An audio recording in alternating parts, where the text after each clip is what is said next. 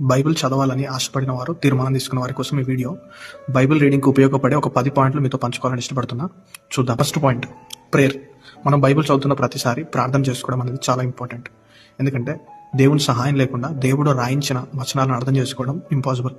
కాబట్టి ఆ వచనాలను అర్థం చేసుకోవడానికి, అది ఆయన రాసిన విధంగా అర్థం చేసుకోవడానికి ఆయన సహాయాన్ని అడిగి మనం ముందుకెళ్ళాలి. సెకండ్ పాయింట్, క్రమంగా బైబిల్ చదవాలి.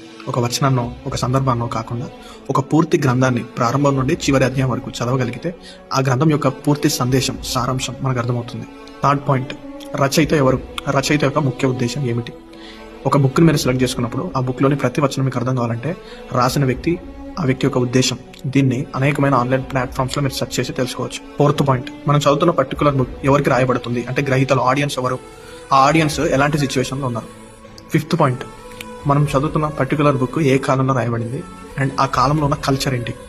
అండ్ ద సిక్స్త్ పాయింట్, ఇది చాలా మంది మిస్ అవుతారు, అదేంటంటే సందర్భం, కాంటెక్స్ట్. ఒక వచనం కాదు, ఒక పదం కాదు, దానికి ముందు వచనాలు, దానికి ముందు అధ్యాయాలు లేదా ఆ బుక్ మొత్తం అనేది మన సందర్భాన్ని మనం గమనించాలి.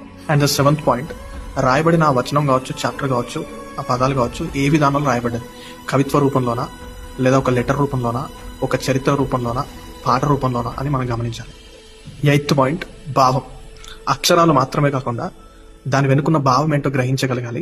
ముఖ్యంగా అక్షరము కంటే భావానికి ఎక్కువ ప్రాధాన్యత ఇచ్చే మైండ్తో చదవడానికి ప్రయత్నం చేయాలి. The ninth point, very very important, that is Jesus.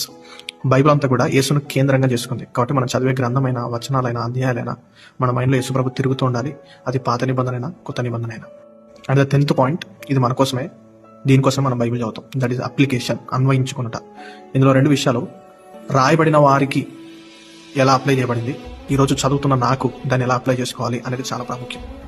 ఈ వీడియో మీకు నచ్చితే షేర్ చేయండి. Thank you all.